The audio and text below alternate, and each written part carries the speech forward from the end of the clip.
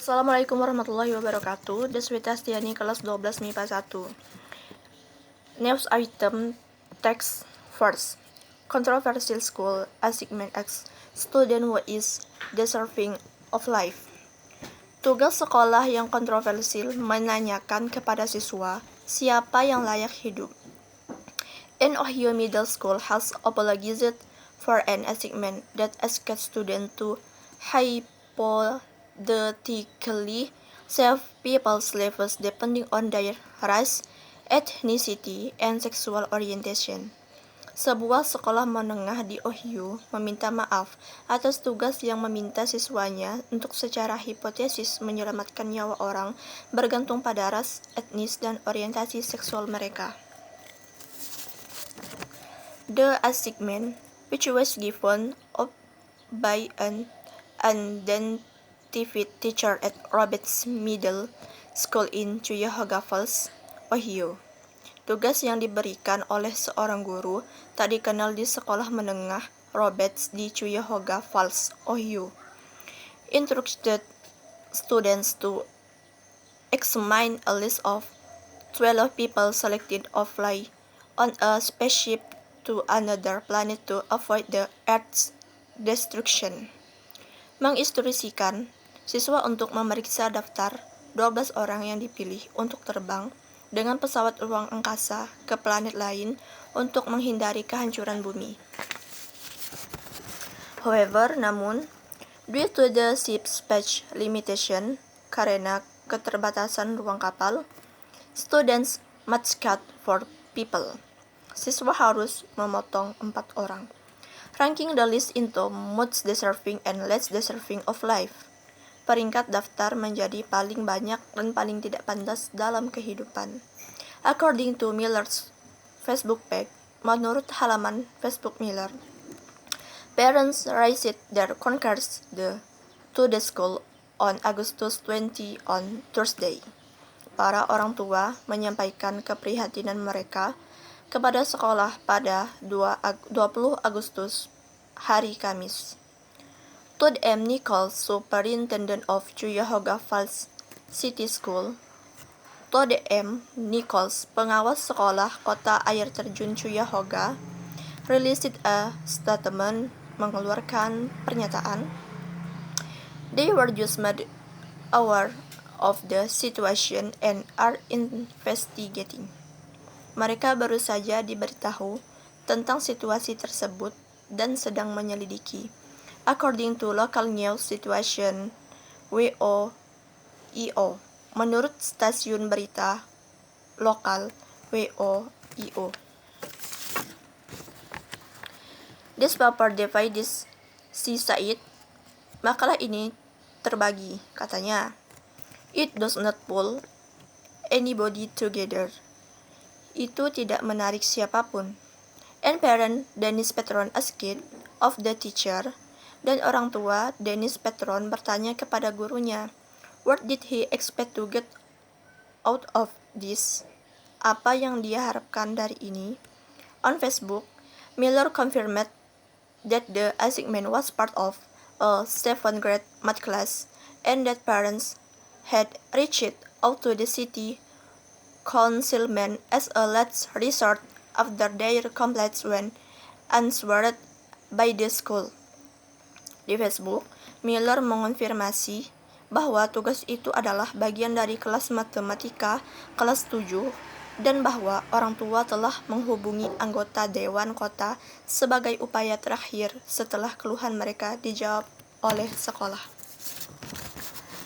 In the comment section of Miller post, di bagian komentar postingan Miller, parents reacted, orang tua bereaksi, I am give to kids. Sejujurnya, saya kesulitan mempercayai bahwa ada yang mengira ini pantas untuk diberikan kepada anak-anak.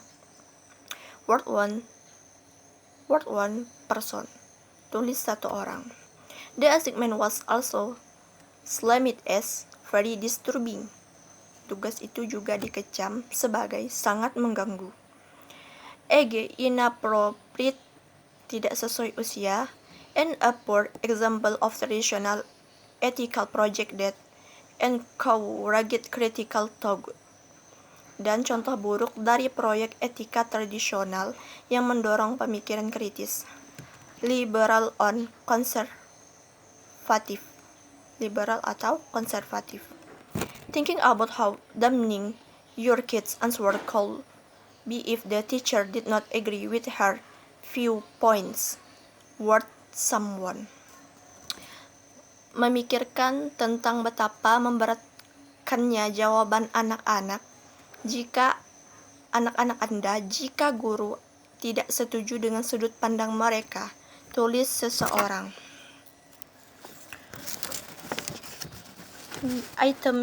News item text second. COVID-19 or coronavirus disease 2019 is an infectious disease caused by a new virus called SARS-CoV-2.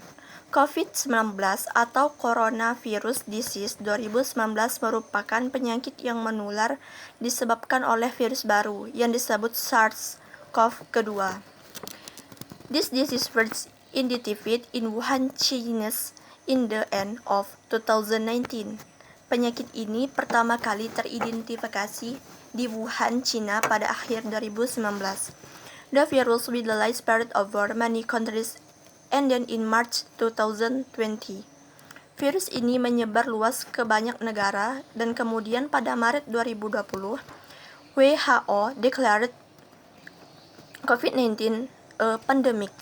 WHO mengatakan COVID-19 sebagai pandemi. This disease attacks respiratory system. Penyakit ini menyerang sistem pernapasan. COVID-19 also makes people who get infected experience several symptoms. COVID-19 juga membuat orang yang terinfeksi mengalami beberapa gejala. The common symptoms are fever.